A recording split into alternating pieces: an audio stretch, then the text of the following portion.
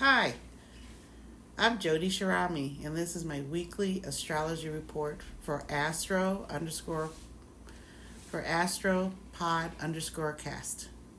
I'm coming to you from Park City, Utah, where I am a full-time volunteer for the Sundance Film Festival. And this is my 5th year in person. 1 year COVID didn't let it happen. So it really is kind of like my 6th year, but it's the 5th year in person. So how's everyone today? I hope everyone's doing well. We are at the end of January 2025 already. As predicted, everything is moving quickly. This month went by so fast that I can't believe we're at the end of January. So this week's podcast is for the rest of January, starting today, all the way to the 31st next Friday, when I will be back again, right here where I'm at. So the big news of this week is that there is an Aquarius new moon moving in on the 29th. So this new moon will be meeting up with Pluto as it moves into Aquarius. Right now the moon on today, this Friday, is in Capricorn. And it's going to move into Aquarius starting on the 26th. And then it will be a new moon on the 29th.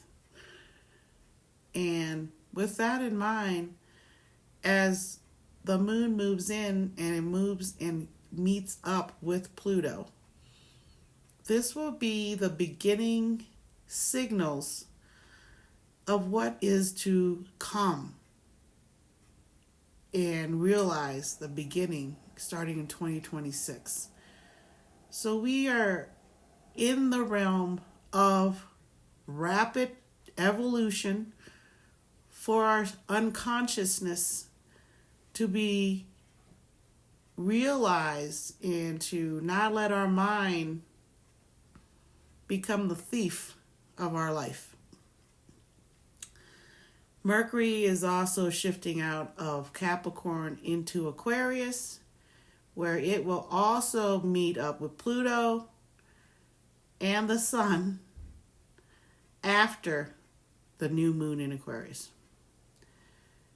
And the traditional ruler of Aquarius is Saturn, which also rules over Capricorn. But now the modern ruler is Uranus, which a lot of astrologers acknowledge is that Uranus is the higher octave of Mercury. And I've spoken about Aquarius before. Their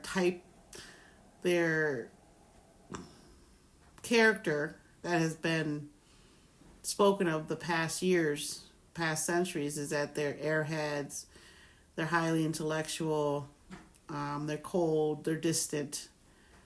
And Aquarius is known as the coldest, driest sign. And you can confer with that with the way the weather is. But things are starting to shift. There's been a lot of snow, a lot of rain. And that again is due to Neptune having 4 planets in there activating the watery nature, with retrograde Mars still in Cancer moving backwards. So we'll get into that a little bit. I have so many notes that I hope I can keep it all straight in my mind here for you guys. So on the 28th, Mercury shifts into Aquarius. And that's when our new reality will begin, according to Molly McCord. And also according to Rick Levine, it is a time of insanity. Again, because Mercury and Aquarius rule our minds. So this is when things get really spiral out of control. And a lot of things are spiraling out of control in the world that we can't control. We never could control nature. We try. We build dams to stop her rivers. We do all sorts of things, but eventually she's going to win. Like I spoke about last week, she always will win. Remember that if you're trying to fight with her.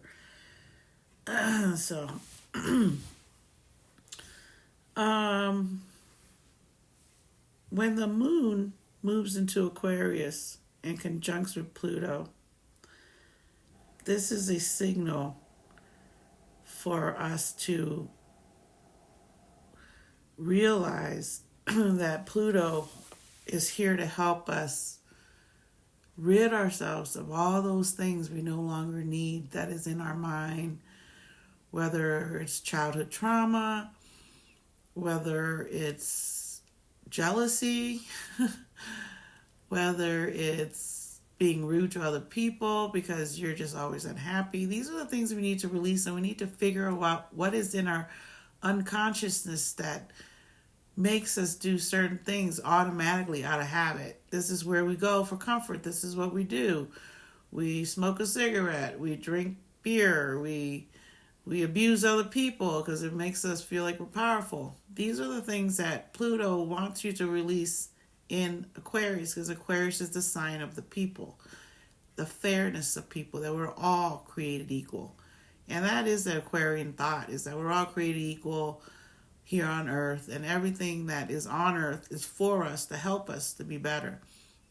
So the Aquarius theme of the water bearer, where they're pouring water onto the land, is a prelude to Neptune, the last sign of the zodiac wheel, where a lot of planets are hanging out. I'll talk about that in a minute.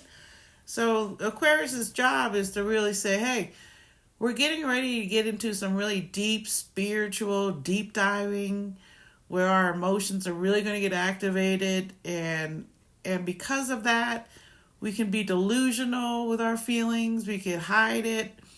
We might not acknowledge our feelings because, again, Pluto is Pisces is two fish swimming. And as you know, when you go to the water and you see fish and you approach the fish will deep dive and disappear from you as a protective endeavor so you don't catch it and eat it, right? So this is Pisces. So the water bearer is saying, hey, we're getting ready to go into the water, be prepared. And that is the air sign, the fixed air sign of Aquarius's job, is to bring the collective together in one kind of unity and learn how to work together as a group of people. And there's always the dark side of astrology and the light side where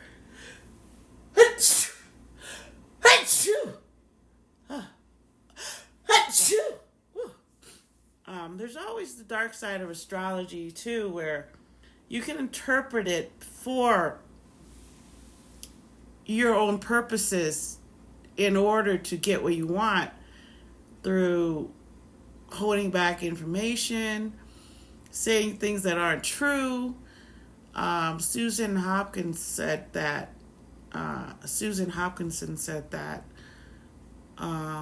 this is how gossip starts, is one thing you say and then it spreads around and then it becomes gossip, but we don't even know if it's true. We just heard that someone said this, did that, and then it spreads around. It's kind of like that kid game when you whisper something to the person next to you, it goes around the circle. By the time it gets back to you, what you have said has been interpreted in a different way. So that is what's going on in the world right now, in that people with unconsciousness loose and running their lives, where what they're doing is not a mindful act. It is habit. It is released through whatever triggers it, whether it's pain, whatever it is, it triggers you into doing things that your body or your mind wants you to go to because it's always helped you, like addiction, right? So these are the things that are going to really, really enter our consciousness of how we as a people really depend on each other, like we depend on Mother Earth, and she depends on us to take care of her children. So this new moon in Aquarius is very profound, and it is the beginning of this cycle of Pluto in Aquarius to change the collective to a higher evolutionary way of communicating more honestly and purposely instead of spreading gossips, instead of using your words as a weapon to hurt other people. Because whoever came up with that saying that words don't hurt, only sticks and stones, was not really in touch with their consciousness. And it's a way to evade the truth by saying that. You know, you might say it to your kids, but I never said that to my kids because I know words hurt. The other thing that's going on is that with Mercury coming in here on the 28th, our thought process is also going to speed up because Aquarius is also ruled by Uranus and is quick moving. And again, Uranus is in Taurus, so right now it's kind of in its detriment. It's not moving as quickly as it would like, and it's starting to wake up. Uranus is starting to wake up, and so is Jupiter. So by the time I come in next week, those planets will be preparing to wake up, station direct, and then slowly start to move again. So Uranus likes to do things quick, and in Taurus, that's not going to happen. So when Uranus wakes up, we're going to have to deal with things happening to Gaia, to Mother Earth, that's out of balance. She's going to try to fix that quickly. Volcanoes, earthquakes, flooding because of the Neptune and Mars in Cancer. There's going to be a lot of water energy because Neptune is ruling this with her North Node. And the North Node is what we're leaning into, what we're trying to do better, which is become more spiritual, more forgiving, more compassionate towards others. And these things are always what we want, but it doesn't need to have a cult or a religion per se to make you a better person. You can do it yourself through meditation, through exercising, loving yourself, find more confidence in yourself. All these things will naturally come to you. And if you do decide to go to religion, use it to help you practice those everyday things to be a better person. Not to be divisive. Not to use God against other people, because that would never happen. God would never be angry with you for being late to church or to temple. Whatever you think. That is a man-made situation by religion that does not exist. Okay? So the thing is, we have to get back in touch with who we are and how we're related to nature and how she helps us to grow. And if we can't do that, it's going to be a hard next 50 years. And so if you have compassion for the younger generation that are going to be living through all that. And would you want them to have a world that's like all the movies show, Lord of the Rings show? You don't want that for your kids, right? So a lot of things have been going on delusionally with Pisces having Neptune in there, its own ruler. And now Neptune's at the very end. So this week we're going to start off with the Sun in Aquarius, Pluto in Aquarius. The Sun's around 6 degrees, and at 9 degrees it's going to meet up with the Moon. And Pluto's at 1 degree. So again, like I've spoken about, every time you move into Aquarius, you're going to move into a conjunction with Pluto. Every single time you go around, any planet, you're going to do that. You're going to meet up with Pluto. So every time you meet up with Pluto, again, we're going to go back and think about the last time, which will be when the Sun met up with Pluto on January 20th, when it shone its bright light down into the depths of Pluto and what Pluto is here to do. As in everything, we must have birth and death, and then rebirth, and then death again. Because that is the cycle of life. This is what we live in, the cycle of life, the circle. Is that a circle? It's close to a circle. Or it can be your heart, right? But this is what we're working with. Let's see. The new moon will also be tightly involved with Uranus waking up on the 30th, January 30th, next Thursday. And with that meetup is when we're thinking that the Earth is going to have some reaction to Uranus waking up. Because Uranus wants to move along, whereas Taurus is like, no, let's think about this, because it's an Earth sign. Let's really go slowly. So we're going to have this dissonance going on with our brain because Uranus rules over Aquarius, where the new moon is. So there's going to be a little dissonance there where you want to go, go, go, but you have to wait for certain things to happen, the right conditions to make your move. Say you're going to take a trip, you know it's going to snow all weekend, the roads are going to be bad. You might have to adjust to that, right? Just like we've had to adjust to some severe weather patterns, which we created. So that's something to think about. And then the Lunar New Year is also coming up. And the Lunar New Year, again, is the year of the wood snake. And the wood snake is represented by the color brown, green, because it is an earth sign. So the snake is very talented. It is very evolutionary in terms of it's always shedding its skin to renew itself. And the fangs of a snake is what the needle is from, where we put medicine into our bodies, right? So the snake is also in the very Western culture in the Bible with Adam and Eve, where the snake tempted Eve to eat an apple and everything will be fine. Whereas God said, no, don't eat that apple. You'll end up in hell. It's a sin, right? So that's where we have to really discern the differences of our actions. And when we choose our actions, we need to be slow and steady, like Taurus is trying to tell Uranus to do, not to move too quickly, and you might fall into a hole in the ground without looking. So it is a time of push and pull energy. We've been talking about that. It is a time of being mindful. Think about your actions before you do it. Prepare yourself for things.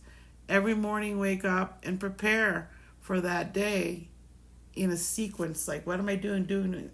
And try to keep that in the top part of your mind as surprising events come into your life. But you've got things all scheduled. So that schedule has to be flexible in its way also. You have to be able to pivot when something comes in and interrupts your schedule, because it's going to be happening for the next 30 years. So this is, again, another training exercise for the big game to come. All right, you got to practice before you get to the big game. And then when you get into the big game, someone could get a pick six on your team, intercept the ball and run in for a touchdown. And you have to jump back into it again and try not to let that happen. So that's what we're dealing with. We are on a team. Us humans are on a team on planet Earth. And as a team, we all need each other, because Aquarius rules over teams. And like Sundance film festivals during the Aquarius time, when we bring people over from all over the world to share their art that they want to share, to help others see how they have healed themselves, what they had to go through, and in seeing how the other people do things, that helps you to get ideas of how to heal yourself. So that's what we're doing today, this week, this month, until Neptune, until Pisces season comes. And then in Pisces season, it's going to get really dark, deep diving into the ocean, because Pisces rules the oceans, not the lakes. The lakes is ruled by Cancer, because it is a fixed. Lakes are ruled by Scorpio, which is a fixed water sign. So when there's fixed water, that's Scorpio. And then if you have a river running, That's going to be Cancer, who's the leader of emotions. So the emotions are going to flow on the river, on the stream, and then all that river and stream flows into Neptune, into Pisces. And Pisces is the meeting of the water from the earth into the ocean. And all the way deep, deep down is the ocean, is Neptune. So that is what our emotions are unconsciously. They're that deep. And we can't see our unconsciousness, like we can't see the bottom of the ocean. And parts of it we can't even get down there because the pressure is so strong that there's much of the ocean we know nothing about because we can't get anything down there because the water pressure will crush it. And so recently they've been sending like drones down there that can take pictures and can handle the pressure a little bit better than a submarine could. And again, when that one submarine went down to look at the Titanic and killed everyone inside of it because it compressed because so much pressure, they were using the wrong materials, and the delusion was there. All the delusion was there. The information was incorrect, and it cost them their lives. And so that's kind of what was a precursor for the collective to realize that illusion, deception, the low side of Neptune with religion has really encapsulated the whole world in their grips, to where we use our religion now to have wars, like Jerusalem fighting with Gaza. And we see it all the time, where people are constantly so angry and not wanting to admit to themselves that a lot of times the problems that have come to them were created by them through karma, the boomerang of karma. You throw out that karma, it's going to come back to you hard. And sometimes the lessons get out of control to where war starts. So we're hoping that doesn't happen, but we don't know because everything's so foggy. Like looking into the ocean, it's like you can't really see as far as you would like to see in there. So that's where we're at with that.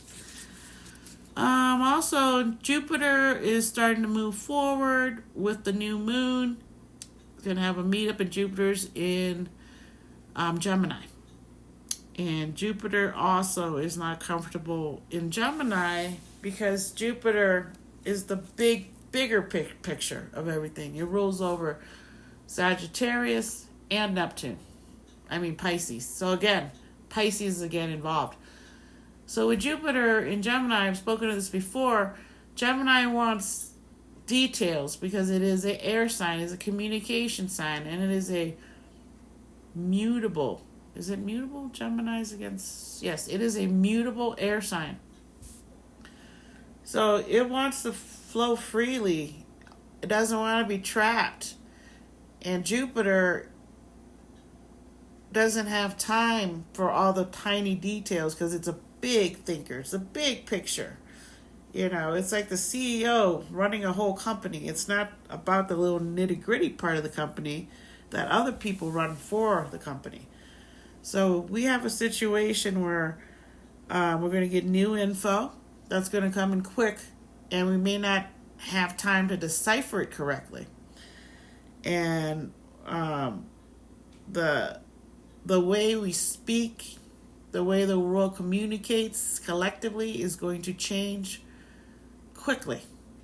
Because whatever Gemini is, it's quick. It likes to go quickly. And Uranus is getting ready to move into Gemini.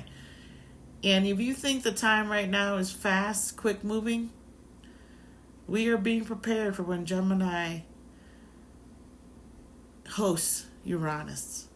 It's going to be unbelievably quick, and And you can, again, be easily fooled because things are moving so quickly. You don't know what's going on. And people will start to understand that. I'm going to take this to the Wizard of Oz. Have you ever seen the Wizard of Oz? Because Wicked just came out. And Wicked is a spin-off from the Wizard of Oz, where the bad green witch actually isn't bad.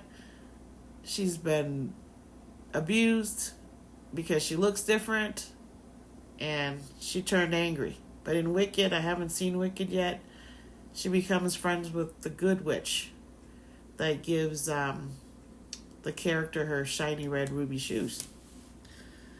So now, in the Wizard of Oz, they have to go to Oz and ask him for help so she can get back to Kansas, because the tornado took her to the Wizard of Oz, the land. So that movie came out about 100 years ago. That movie came out. So now when you watch it as an adult, you can see all the symbolisms in it. The yellow brick road, the Tin Man, the lion, and the scarecrow, and then her dog Toto. And so you see all those things as a kid, and at first it's just fantastical. But if you watch it again when you're older, then again when you're older, you start to see it's a symbolism of what's happening on the earth, and all the elements are there to show you what is going on. You need a heart, you need a mind, and you need courage, and you need the ability to stand up for yourself and not flop around when the first wind or the first words that come out at you makes all your hay fall down, and then you're nothing. Like, right? So that's where we're at. Now, who's Oz? Oz turns out to be a fake person that can't do anything. Can't do any magic. Can't do anything. Is actually afraid, and that's why he hides. Because he's like the only man in that whole area. Everyone else is different little people or whatever. There's no men. He's the only man that can do things. And he put the wool over all their eyes, and they followed him. So we're dealing with the need to stay in your body, ground yourself, walk barefoot around your house, go outside, walk barefoot if you can. If you can't, go outside in your shoes and scrunch the snow, walk in the mud. Just understand that you're part of something greater than your unconsciousness can grasp. And your brain can be your biggest enemy during this Aquarius season, because, again, Mercury likes being here, and Mercury is in here. And then so we know what's in Aquarius: the Sun, Pluto, the Moon, and Mercury by the end of this week. And then in Neptune, we have Saturn, Venus, Neptune, and the North Node, all in Pisces at the very end degrees of the zodiac wheel. So it's telling us that we must release these things that are holding us back, that allows us to be deceived. What is it that's holding you back? What is it that you're hiding unconsciously, and you react to things without thinking? And everyone goes through those sometimes, and you're too tired, you can't think about things, you just react and you might scream and say things you didn't mean, right? And that's okay. But if you're so delusional or whatever, and you go bomb another country because you want it, well, then now your delusion is hurting other people. And then other people are leading into delusion because they want power. And what is power? Money. So our world is stuck on possessions, things. I mean, I love nice clothes. I love jewelry. I love all those things. But I understand that like I have so much clothes when I move. I had to throw out things, but I kept holding on to them. And I'm going, why am I holding on to these things? And I realized the stuff I'm holding on to are all the clothing my mom has given me from Thailand, because she's been back there for a while. Whenever she visits, she brings me clothes from Thailand. I realize all the things I'm holding on to, my homeland's clothing that I loved as a child, and now as an adult I get to wear them. So if you're holding on to your home and where you belong, that's a very human condition. Because that's where we were first born and nurtured, and where we learn how to be a person. So that makes sense. But if you have too much, like 5 boxes that can't fit in your house, you're going to have to throw out some of those boxes, right? So again, that's why there's TV shows called Hoarders. And when you go into a hoarder's house, it's shocking because everything is covered with things. You can't even walk through the house. And this has been going on for a while for a lot of people, especially in Japan, where a lot of the kids that are like 50 still live with their parents, no job, and they hoard. The parents can't get into their bedrooms, and so there's a lot going on in the collective that has been trying to be changed for a while, evolutionary ways. It started in the 60s. There was a little bit of evolution there, but then the Vietnam War came. So I kind of think that's going to be the pattern again for the new administration, in terms of they really do not like that woke thing that everyone says, oh, the woke, let's get rid of the woke. Let's kill the wokeness, right? Let's darken the wokeness. Let's not let light in there. But again, it's not up to them. It's up to the cosmic energy. It's not up to them. They can try as much as they want, but that's never going to work. So these changes are happening because they are at the very last degrees of the cosmic wheel. They're changing permanently because of Pluto. Because everything that's now Neptune had to go through Pluto to be here. So everything that comes through now is permanent changes. So prepare yourself for that in ways that you can through meditation. And it's a karmic soul release. It's time to release your karma and soul contracts, as Molly McCord says, that you're so unconsciously holding on to. You need to get rid of those and live your life free and forgive yourself for all the karma that you've accumulated over your lifetime.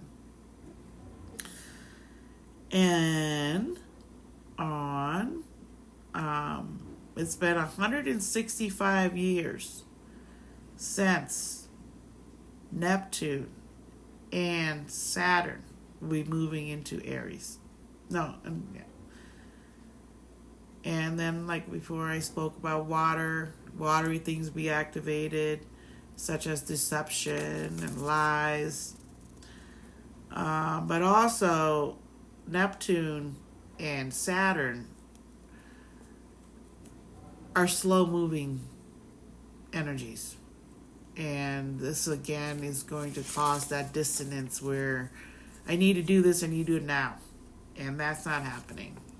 And if you get lost in that, you could really go into spiraling into that abyss that the sun shone on Pluto on the 20th. And Venus is in Pisces. And again, I talked about this last week. She's going to go retrograde. And on the when she goes retrograde, she's going to come back to the degree she's at now. She's going to be retrograde the whole time in Pisces. And she's going to be retrograding, and then she'll move back again. She's going to retrograde on March 1st. That's Saturday. She's going retrograde at 24 degrees. And she's going to move all the way to 10 degrees of Pisces, and then move back into 24. That's her retrograde phase. Then she'll start. I think I said that wrong. Venus will move to the 24th degree, and then she will retrograde back to 10 degrees of Pisces.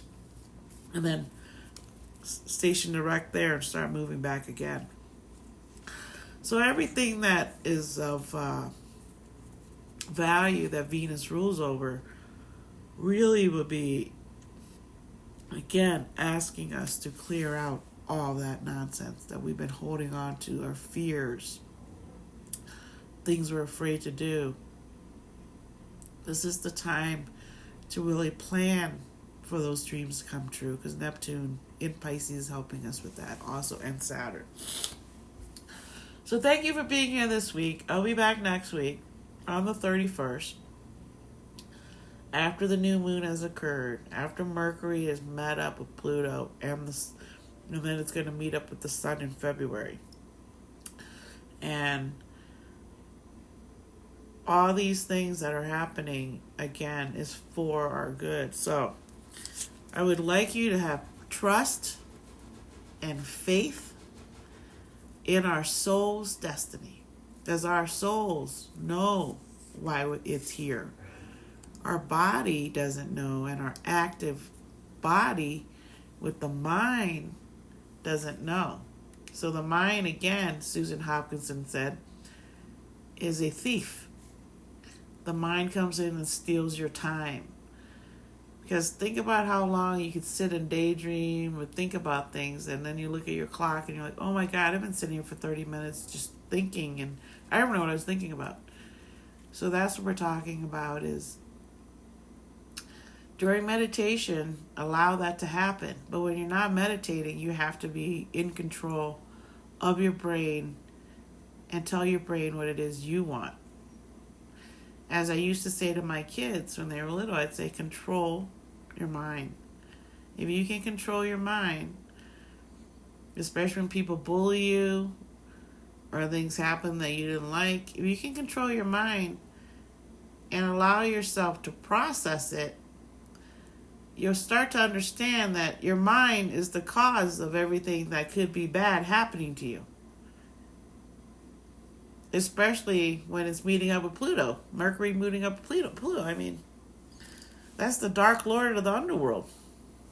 You know, so, and Pluto's not a bad guy. Pluto has its job, and it's doing its job well.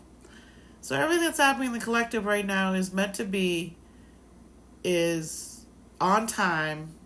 We're in real time being disillusioned,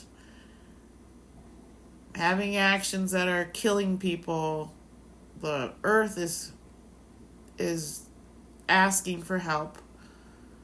And the way things are going, the collective wants to dig for more minerals so they can stop polluting the earth with its carbon emissions. But like I said before, it's just a Band-Aid. We have to learn how to release greed and living in excess. Like, how much room do you really need to be happy in the house? How much money do you need to be happy? Because it seems to me like most of the billionaires are not happy. They have multiple wives, multiple affairs, multiple children that they don't even know or like, and so it doesn't seem to me like money is the answer to happiness. Money can help you have an easier life.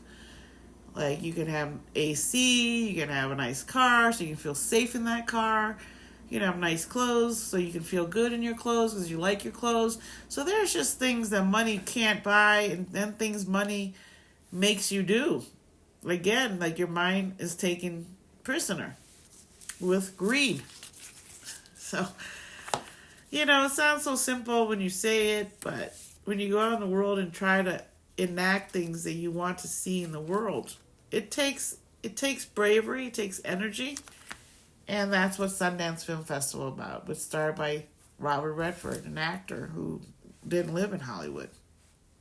And it's a way for voices that you wouldn't normally hear, you get to hear and understand their journey and have compassion, have understanding for other people's problems. And it can help you with your own problems so you can have compassion for yourself. Forgive yourself if you thought you were doing something right, but it was actually wrong. And Aquarius is in its head all the time. It thinks too much.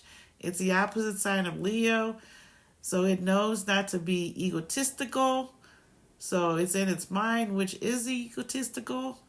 So, there's a lot of things going on that makes us humans, and we're not perfect people. But if we can give it a try to be nicer and more compassionate people, like President Jimmy Carter just passed away, the world would be a better place. A lot better place. So I will talk to you guys next week. I keep rambling on because Mercury, blah, blah, blah. All right, thank you. I appreciate you, and I'll see you next week. Take care.